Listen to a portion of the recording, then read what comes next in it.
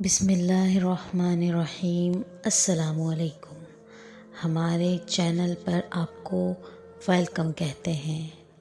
روزانہ ایک نئی سچی کہانی سننے کے لیے اس چینل کو سبسکرائب کر لیجئے، کیونکہ نئی کہانیاں صرف سبسکرائبرز کو ہی ملیں گی۔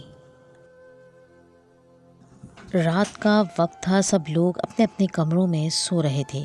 گرمی اتنی تھی کہ کم ہونے کا نام نہیں لے رہی تھی۔ کمرے میں چلتے 20 سال پرانے پنکھے میں اب اتنی طاقت نہیں رہی تھی کہ اب اس گرمی کا مقابلہ کر سکے۔ کمرے کی کھڑکی کھلی ہوئی تھی کہ شاید اس گرمی کا اثر کم ہو سکے۔ باہر نہر کنارے سے چلتا ہوا کوئی ہوا کا جھونکا ادھر آ جائے۔ گرمی زیادہ ہونے کی وجہ سے مجھے بھی نیند نہیں آ رہی تھی۔ میں بے دھیانی میں لیٹی ہوئی تھی۔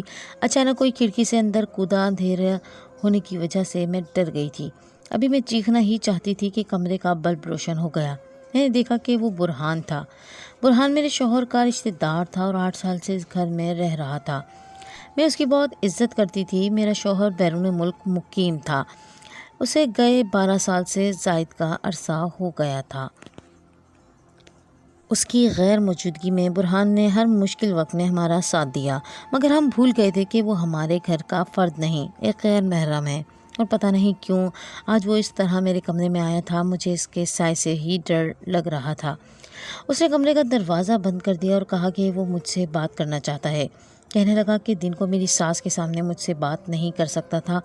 میری ساس میرے سر پر ہر وقت سوار رہتی تھی، مجھ سے سارا دن کولو کے بیل کی طرح کام کرواتی۔ برہان نے مجھے کہا کہ مجھے غلط مت سمجھنا، مجھے تم سے اکیلے میں بات کرنی تھی، اس لیے میں کھڑکی سے اندر آ گیا۔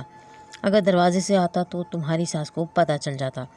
اس نے عجیب سے انداز میں بولتے ہوئے کہا تھا، بولا میں تمہارا ہر طرح سے خیال رکھوں گا، تم مجھ سے شادی کر لو۔ کب تک شوہر کے آنے کا انتظار کرو گی؟ اتنے سال ہونے کو آئے ہیں، اس کی کوئی خبر نہیں آئی، نہ ہی وہ خود آیا ہے۔ اگر شوہر اتنا لمبا عرصہ نہ آئے تو اسلام میں بھی دوسری شادی کی اجازت ہے۔ میں نے خود مولوی صاحب سے پوچھا ہے۔ ادھر عین اسی وقت میری ساس مسرت کو گرمی کی وجہ سے پیاس لگی۔ وہ پانی پینے کے لیے اٹھی۔ جب انہوں نے رضوانہ کے کمرے کا دروازہ بند دیکھا تو انہیں تشویش ہوئی اور وہ کمرے کی طرف بڑھیں، مگر جیسے ہی اندر سے آوازیں آئیں تو وہ ٹھٹک کر رہ گئیں۔ انہوں نے دروازے کے ساتھ کان لگا لیے۔ دوسری طرف برہان مجھے اپنی بلند و بالا محبت کے دعووں کا یقین دلا رہا تھا۔ میری ساس یہ سن کر ششدر رہ گئی۔ انہوں نے غصے سے دھکا دے کر دروازہ کھولا اور دھڑ دھڑ کرتی ہوئی کمرے میں داخل ہو گئی۔ یہ تو بھلا ہو برہان کا، وہ اپنے سارے دعوے مجھ پر فاصلے پر رہ کر دہرا رہا تھا۔ میری ساس نے اندر آ کر سب سے پہلے اسی کو دھکے دے کر یہ کہتے ہوئے باہر نکالا کہ یہ خبیث شخص ہے، جس تھالی میں کھایا اسی میں چھید کر رہا ہے۔ میں تمہیں کیا سمجھتی تھی اور تم کیا نکلے؟ تم نے میری بہو کو بھی نہیں چھوڑا۔ میرا بیٹا باہر کمانے گیا ہے اور تم اس کی غیر موجودگی میں اس کی بیوی کو بھڑکا رہے ہو، اس اسلام کا حوالہ دے رہے ہو جس کی تعلیمات کا تمہیں خود خیال نہیں ہے۔ یہ کون سی کتاب میں لکھا ہے کہ تم دوسروں کی بیویوں کو بھڑکاتے پھرو؟ اور تم میری ساس اب میری جانب مخاطب ہوئی، میں بھی کہوں کیوں پانی ٹھنڈا کر کر کے اس مزدور کو دیتی ہو؟ کیوں بال سنوارے اس کے آگے پیچھے پھرتی ہو؟ ساس مجھے وہاں سے گالیاں اور تانے دیتی ہوئی چلی گئیں۔ میری تو آنکھوں سے آنسو بہنے لگے۔ برہان کو گھر سے نکال کر ساس نے باہر کا کواڑ بند کر دیا۔ میں چپ چاپ اپنے کمرے میں بیٹھی اپنی قسمت کو کوستی رہی۔ آخر میرا کیا قصور ہے؟ میں سارا دن اپنی ساس کی خدمت کرتی ہوں اور پھر باتیں بھی میں ہی سنتی ہوں۔ میں اپنے بستر پر لیٹ کر چپ چاپ آنسو بہاتی رہی۔ میں اپنی قسمت کا گلہ کرتی بھی تو کس سے؟ میرا آگے پیچھے کوئی نہیں تھا۔ ماں باپ ایک حادثے میں مر گئے تھے، وہ مجھ سے چھن گئے تھے۔ میں اکثر سوچتی تھی کہ کاش میں بھی ان کے ساتھ مر جاتی تو مجھے ایسی زندگی نہ گزارنا پڑتی۔ میرا شوہر میری ساس کا اکلوتا بیٹا تھا، یا یہ کہنا زیادہ درست ہوگا کہ میری ساس کا اکلوتا کماؤ پوت تھا۔ اس کی صرف ایک ہی بہن تھی، اس کی منگنی ہو چکی تھی، کچھ سال کے بعد اس کی شادی تھی۔ اس واقعے کے بعد میری ساس نے مجھ پر کڑی نظر رکھی کہ میں کہیں گھر سے بھاگ نہ جاؤں، بالکل قیدیوں کی طرح میرے ساتھ چپک کر رہتی۔ ایک دن جب میری ساس اور نند کو دروازے کے باہر سے تالا لگا کر گاؤں کے کسی گھر میں جاتے دیکھا تو برہان دیوار پھلانگ کر گھر آ گیا۔ میں نے اسے سمجھایا کیونکہ تم میرے پیچھے پڑے ہو، مجھے اس گھر سے نکلواؤ گے؟ میری رہی سہی عزت باقی رہنے دو۔ مگر وہ تو محبت کی پینگ بڑے زور سے جھول رہا تھا۔ اب مجھے اس کے یہ دعوے اچھے لگنے لگے تھے۔ میں نے بھی غور نہیں کیا، برآمدے میں کھڑے ہو کر اس کی باتیں سن رہی تھی۔ وقت گزرنے کا پتہ ہی نہیں چلا۔ باہر سے تالا کھل گیا۔ میری ساس جلد ہی گھر واپس آ گئی۔ برہان نے گھبرا کر گھر کی دیوار پلانگی اور باہر چلا گیا، مگر میری ساس نے اس کو گھر سے جاتے دیکھ لیا تھا۔ وہ تو ہاتھ سے جا چکا تھا۔ میری ساس نے مجھے مارنا شروع کر دیا اور کہا کہ تم نے اپنے یار کو پھر بلا لیا، نہیں رہ سکتی اس سے ملاقات کیے ہوئے نا۔ میں آج ہی اپنے بیٹے سے شکایت کرتی ہوں کہ یا تو اپنی بیوی کو سنبھالو یا اسے طلاق دے دو۔ میں نے ساس کی منت سماجت شروع کر دی کہ میرے شوہر کو نہ بتائے۔ میں دوبارہ برہان سے نہیں ملوں گی۔ وہ مجھے مارتی ہوئی کمرے تک لے آئی اور دروازہ بند کر دیا۔ صبح سے رات کے 10 بج گئے تھے۔ بھوک پیاس سے میرا برا حال تھا۔ میں نے 2-4 آوازیں بھی دیں مگر مجھے باہر سے کوئی جواب نہیں آیا۔ قریب آدھی رات کو میری نند نے چپکے سے میرا دروازہ کھولا، مجھے کھانا لا کر دیا۔ اگلے دن میری ساس نے 1000 باتیں بنا کر دلیلیں دے کر مجھے کمرے سے نکالا، مگر اب ان کا رویہ میرے ساتھ اور خراب ہو گیا تھا۔ کبھی کبھی تو مجھے لگتا برہان بالکل ٹھیک کہتا ہے، اب مجھے یہاں سے نکل جانا چاہیے۔ مگر پھر میں سوچتی اگر میرا شوہر آ گیا تو پھر میں اسے کیا جواب دوں گی؟ یہ سوچتے سوچتے نہ جانے کب میری آنکھ لگ گئی۔ برہان نے اپنے جاننے والوں سے میرے شوہر کے کام کے بارے میں اور اس کی مصروفیات کے بارے میں معلومات اور اس کی رہائش وغیرہ کے بارے میں معلومات لینی تھی، مگر کسی کو کچھ معلوم نہیں ہو سکا۔ اس طرح وہ بیکار کی کوششیں کرتا رہا۔ میں نے تنگ آ کر ایک دن اپنی ساس سے کہہ دیا کہ آخر ایسی بھی کیا ملازمت کہ وہ رابطہ ہی نہ کر سکے۔ انہوں نے پہلے کی بنی بنائی دلیلیں مجھے بتانا شروع کر دیں۔ کہنے لگیں اسے 100 کام ہوتے ہیں، وقت نہیں ملا ہوگا۔ 3 ماہ پہلے مجھے اس کا خط آیا تھا، میں تمہیں بتانا بھول گئی تھی۔ اس نے کہا تھا میں جلد آنے کی کوشش کروں گا، مگر میں ساس کی باتوں میں نہیں آئی۔ مجھے ان پر یقین نہیں تھا۔ میں نے دل میں سوچا میں بھی اپنی مرضی سے جی کر دکھاؤں گی۔ کچھ سوچ بچار کے بعد میں نے برہان کے ساتھ گھر سے جانے کا منصوبہ بنا لیا۔ کپاس پک چکی تھی، اس کے پھول توڑنے کا وقت آ گیا تھا۔ ہر سال میں اور میری نند اس کام کے لیے کھیتوں میں جاتے۔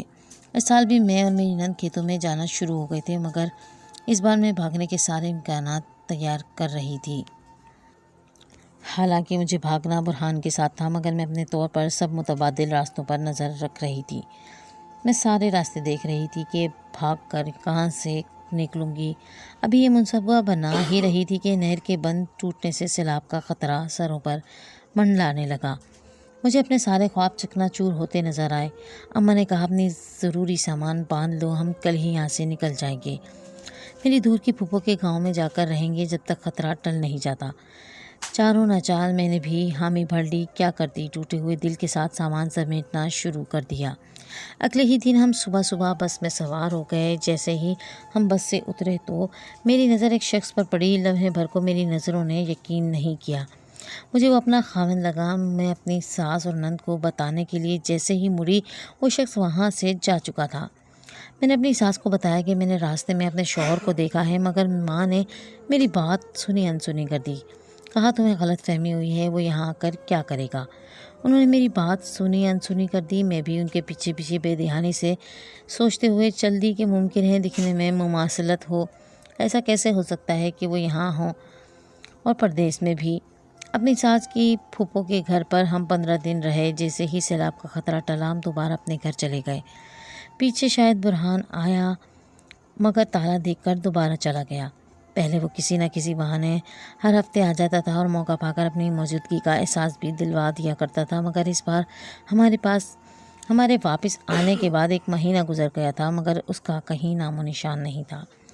اس عذاب سے نکلنے کی میری اکلوتی امید ختم ہوتی نظر آ رہی تھی۔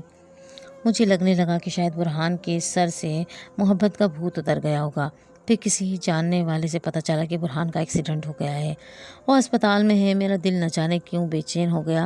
کیونکہ بے چین ہوا تھا اس کا جواب میرے پاس نہیں تھا۔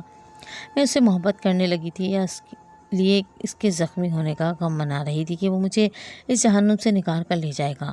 اپنی ساس تک جب یہ خبر پہنچی تو انہوں نے غصے سے ہنکارا بہا اور کہا کہ ہمیں کیا، ہماری بلا سے وہ مر جائے۔ ان کے دل سے ابھی بھی غصہ کم نہیں ہوا تھا۔ ادھر میں برہان کے تندرست ہونے کی دعا کرتی 1 ماہ کے بعد اچانک شہزادہ مجھ سے ملنے آ گیا۔ میں نے وقت ضائع کے بنا اسے کہا کہ میں تمہارا ساتھ دینے کو تیار ہوں، مجھے یہاں سے کل ہی بھگا کر لے جاؤ۔